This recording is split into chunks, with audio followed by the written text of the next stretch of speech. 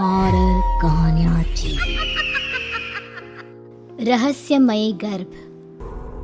60 वर्ष की उर्मिला शहर के बाहरी हिस्से में अपने छोटे से घर में अकेली रहा करती थी। एक रात शहर में बहुत जोर का तूफान आया। जोर जोर से हवाएं और आंधी तूफान के साथ तेज बारिश होने लगी। उन आवाजों को सुनकर कोई भी घबरा जाता, लेकिन उर्मिला घर के सारे खिड़की दरवाजे बंद कर गहरी नींद में सो रही थी। रात के लगभग 12 बजे होंगे कि किसी ने उर्मिला के घर का दरवाजा खटखटाया। दरवाजे के खटखटाने की आवाज सुनकर उर्मिला की नींद खुलती है।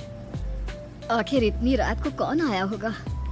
उर्मिला जाकर दरवाजा खोलती है तो सामने लगभग 26 साल की बेहद सुंदर लड़की को खड़ा देख हैरान रह जाती है। कौन हो बेटा, और इतनी रात को इतने भयंकर तूफान में कहाँ भटक रही हो? चाची, आपने मुझे पहचाना नहीं? मैं आपकी दूर की रिश्तेदार शालिनी।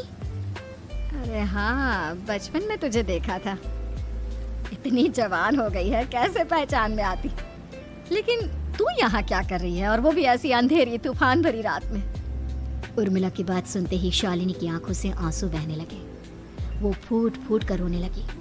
ये देखकर उर्मिला को कुछ समझ में नहीं आया और उसने शालिनी का हाथ पकड़कर घर के अंदर आने के लिए कहा। जैसे ही शालिनी घर के अंदर रोशनी में आई, उर्मिला की नजर उसके पेट की तरफ गई, जिसे देखकर ये साफ पता चल रहा था कि वो प्रेग्नेंट है।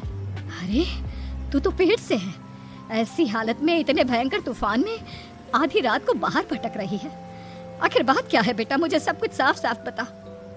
क्या बताऊं चाची, ये सब जिसकी वजह से हुआ है उसके बारे में बताने में भी मुझे शर्म आती है।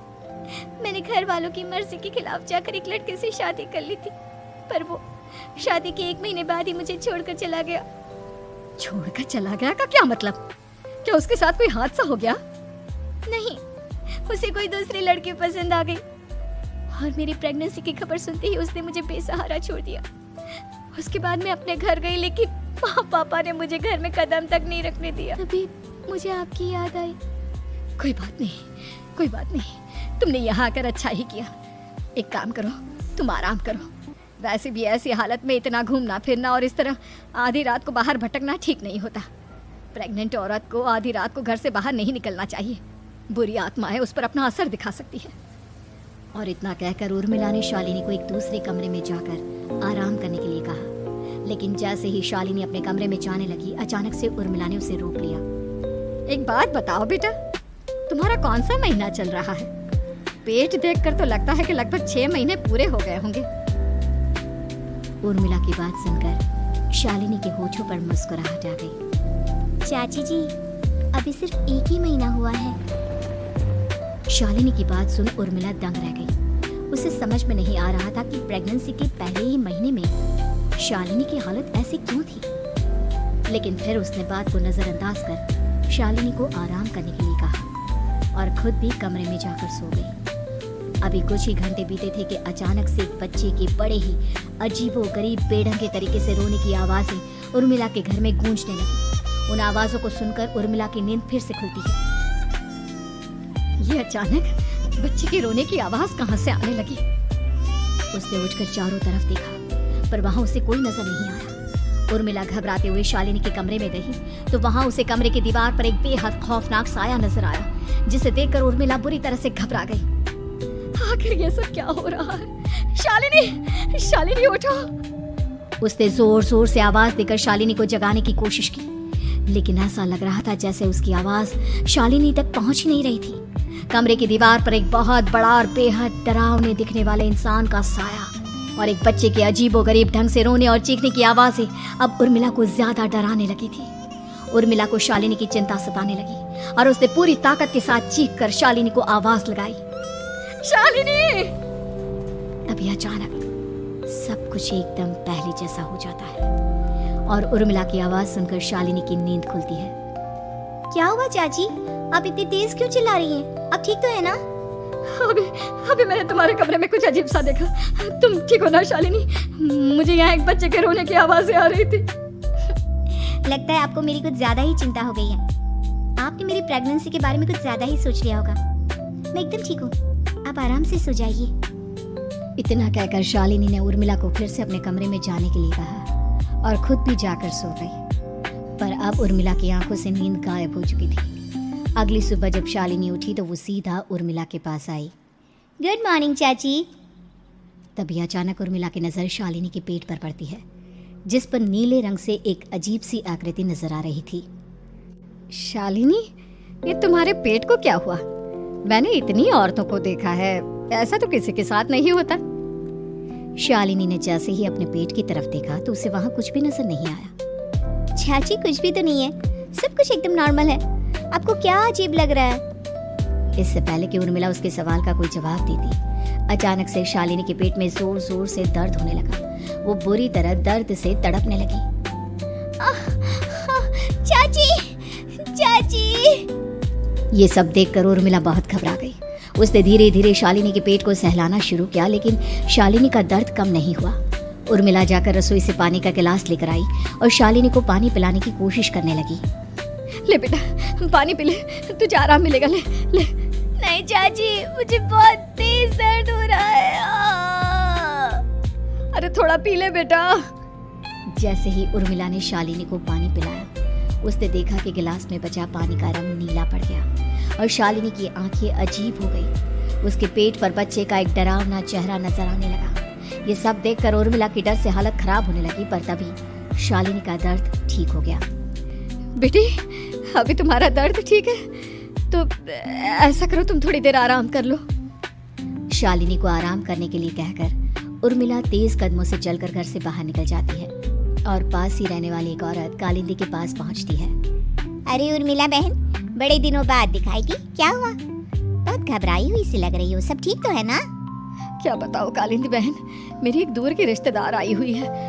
वो पेट से है और उसके साथ ना अजीब अजीब चीजें हो रही है। अब उर्मिला सारी बात कालिंदी को बताती है, जिसे सुनने के बाद काले जादू और तंत्र विद्या की माहिर कालिंदी एक ताबीज बनाकर उसे देती है। बहन, मुझे शालिनी पर किसी बुरी आत्मा का साया लगता है। ये ताबीज ले जाओ, आज रात को 12 बजे उसे पहना देना, फिर सब ठीक हो जाएगा। उर्मिला ताबीज लेकर घर वापस आती है और अब आधी रात के होने का इंतजार करने लगती है। जैसे ही आधी रात होती है, वो नींद में सोई शालिनी को ताबीज पहना शांति से अपने कमरे में आकर अपने पलंग पर लेट जाती है। अब सब ठीक हो जाएगा, ये सोचकर उर्मिला शांति की एक सांस ही लेती है कि तभी अचानक उसकी आंखों के सामने कुछ ऐसा आता है जिसे देखकर उर्मिला डर से चीखने लगती है। तुम कौन हो? कौन हो तुम? जाओ यहाँ से, जाओ जाओ यहाँ से। तभी उर्मिला की एक जोरदार दर्द भरी डरावनी चीख वहां पर गूंज गई। उर्मिला की आंखों के सामने एक बच्चा खड़ा हुआ था, जिसका पूरा शरीर किसी बूढ़े की तरह नजर आता था, लेकिन मुंह किसी नवजात बच्चे की तरह था। उसकी आंखें गुस्से से लाल थी और वो घूर घूर कर उर्मिला की तरफ देखा जा रहा था। कौन हो तुम? कौन हो? उर्मिला के चीखते ही वो बच्चा जोर जोर से रोने लगा। घबराकर उर्मिला ने अपने हाथों को अपने कानों पर रख लिया। उसकी समझ में नहीं आ रहा है कि आखिर ये सब उसके साथ क्या हो रहा है। कौन हो तुम? कौन हो? क्या चाहते हो मुझसे? जाओ यहाँ से, आखिर तुम हो कौन? तभी अचानक से उर्मिला के पूरे घर में लाल रंग की रोशनी फैल गई। वो बच्चा धीरे धीरे कदमों से चलता हुआ उर्मिला की तरफ बढ़ने लगा। किसी नवजात पैदा हुए बच्चे के जैसे उसके रोने की आवाज अब उर्मिला के कानों में गूंज रही थी। लेकिन कुछ ही सेकंड में वो चुप हो गया और उसने बेहद खतरनाक आवाज में उर्मिला के सवाल का जवाब दिया। मैं वो हूँ जो अब तक पैदा नहीं हुआ, लेकिन जब मैं पैदा हो जाऊंगा तो वो होगा जो अब तक कभी नहीं हुआ। क्या कहना चाहते हो तुम? ऐसा क्या हुआ जो अब तक नहीं हुआ? तबाही होगी, तबाही। सब कुछ खत्म हो जाएगा और ये जो लड़की मुझे जन्म देने वाली है, मैं उसका खून पी जाऊंगा, सारा खून। उस बच्चे की बात सुनते ही उर्मिला बुरी तरह घबरा गई। उसका एक बुजुर्ग आदमी जैसा शरीर, एक नवजात बच्चे जैसा चेहरा, ये दोनों ही बातें उर्मिला की समझ से बाहर थी। तभी वो बच्चा अचानक गायब हो गया। घर का माहौल फिर से पहले जैसा हो गया। लाल रंग की रोशनी भी अब गायब हो चुकी थी। उर्मिला दौड़कर शालिनी के कमरे में पहुंची, जहां वो गहरी नींद में सोई हुई थी, पर उसके गले का ताबीज गायब हो चुका था। उठो उठो शालिनी, उठो बेटा, मुझे तुमसे जरूरी बात करनी है। अरे चाची, क्या हुआ? इतनी रात को आप परेशान क्यों कर रही हैं? सब ठीक है ना? अभी जब तुम सो रही थी ना तो मैंने तुम्हारे गले में एक ताबीज पहनाया था। कहाँ गया बेटा, बताओ मुझे। शालिनी ने चारों तरफ अपनी नजरें घुमाकर देखा, लेकिन वहां पर कोई ताबीज नहीं था। वह हैरानी से उर्मिला के चेहरे की तरफ देखने लगी। उसे समझ में नहीं आ रहा था कि आखिर उर्मिला किस ताबीज के बारे में बात कर रही थी। नहीं चाची, यहाँ कोई ताबीज नहीं है। लगता है आपने कोई बुरा सपना देखा है। मैंने कोई बुरा सपना नहीं देखा। खैर छोड़ो, तुम अब सो जाओ, कल सुबह बात करते हैं। डर और घबराहट की वजह से उर्मिला की आंखों से नींद तो जैसे बिल्कुल गायब हो गई थी। अगली सुबह उर्मिला बिना कोई देर किए गांव के बाहर एक छोटी सी झोपड़ी में रहने वाले बूढ़े पंडित के पास पहुंची। पंडित जी, मेरी मदद कीजिए। अरे आओ आओ उर्मिला, क्या हुआ? सब ठीक तो है ना? क्या बताओ पंडित जी, बहुत बड़ी मुसीबत है। मेरी दूर की एक रिश्तेदार लड़की पेट से है और उसके साथ बहुत डरावनी चीजें हो रही हैं। कल रात को तो एक अजीब सा दिखने वाला बच्चा मेरी आंखों के सामने आकर खड़ा हो गया था। ये तुम क्या कह रही हो? मुझे साफ साफ बताओ कि आखिर तुमने क्या देखा? उर्मिला ने अपने साथ हुई बीती रात की पूरी घटना पंडित जी को बताई, जिसे सुन पंडित जी के माथे पर चिंता की लकीरें उभर आई। अनर्थ होने वाला है, अनर्थ। बरसों पहले भी उस हैवान ने एक लड़की के पेट से जन्म लिया था और उसके बाद उस शहर को पूरी तरह से तबाह कर दिया।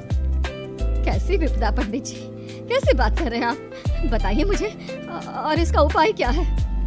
इसका उपाय तो है, लेकिन बहुत कठिन है। हो सकता है कि उस उपाय को करने के दौरान तुम्हारी जान भी चली जाए। मुझे मेरी जान की कोई परवाह नहीं, पर आप जिस तबाही के बारे में बात कर रहे हैं, बस वो नहीं होनी चाहिए। लाखों लोगों की जान बचाने के लिए मैं कुछ भी करूंगी। तो ठीक है, मेरी बात ध्यान से सुनो। बरसों पहले एक भयानक तांत्रिक ने अपनी तंत्र क्रिया के जरिए एक मासूम लड़की के साथ रिश्ता बनाकर उसके पेट से जन्म लिया था। इस तरह से वो अपने जैसे लोगों की संख्या इस दुनिया में बढ़ाना चाहता था। आपके कहने का मतलब है कि शालिनी के पेट से भी उस शैतान को जन्म लेना है, इसलिए उसने उसके साथ ये सब किया है। ठीक पहचाना तुमने। अब मैं तुम्हें एक ऐसा सिंदूर दूंगा जिसे तुम्हें ले जाकर उस लड़की के पेट पर लगाना होगा। क्या ऐसा करने से सब कुछ ठीक हो जाएगा? नहीं उर्मिला, ये सब इतना आसान नहीं। उस लड़की के पेट पर सिंदूर लगाने के बाद तुम्हें उसका पेट काटकर उस हैवान को बाहर निकालना होगा। नहीं पंडित जी, मैं ये सब नहीं कर सकती। मैं भला एक जिंदा लड़की के पेट को अपने हाथों से कैसे काट सकती हूँ? अगर तुमने ऐसा नहीं किया तो कुछ ही दिनों में वो हैवान उस लड़की के शरीर से जन्म लेगा और उसके शरीर के सारे खून को पीकर अपनी ताकत को बढ़ाएगा।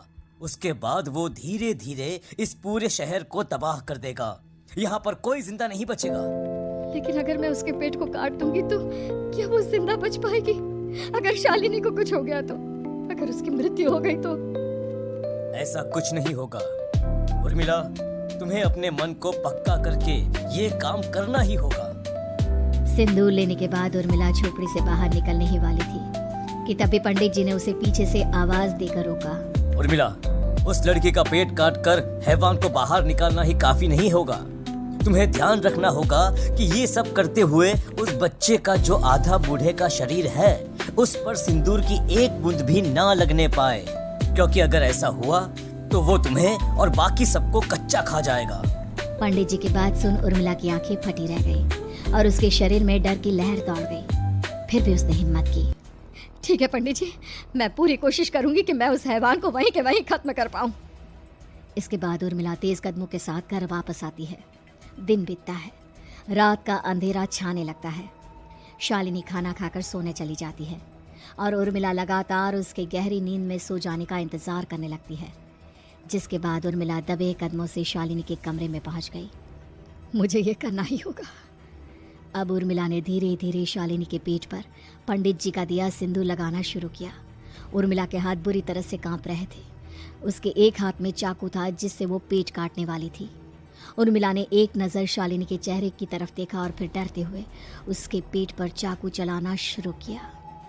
कमाल है, मैं इसका पेट काट रही हूँ और ये आराम से सो रही है। इसे दर्द नहीं हो रहा क्या?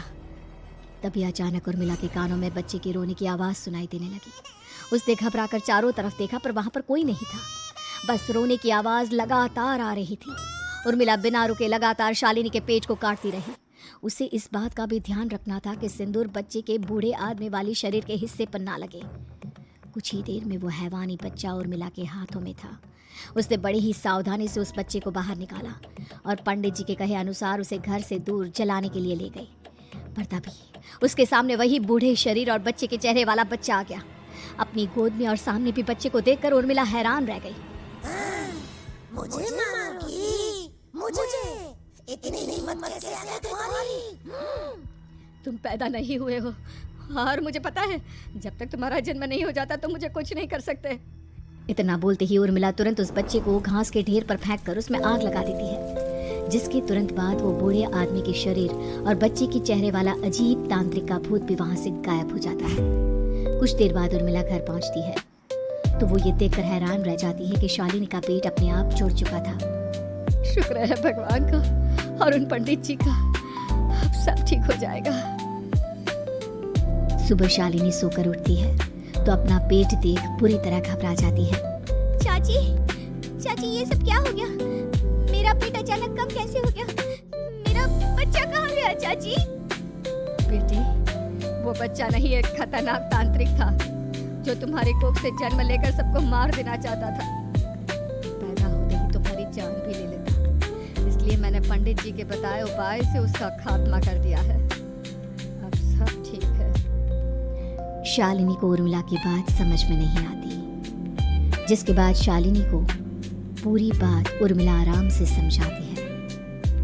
अब वो दोनों ही भगवान का शुक्र अदा करती हैं और एक साथ रहने लगती हैं।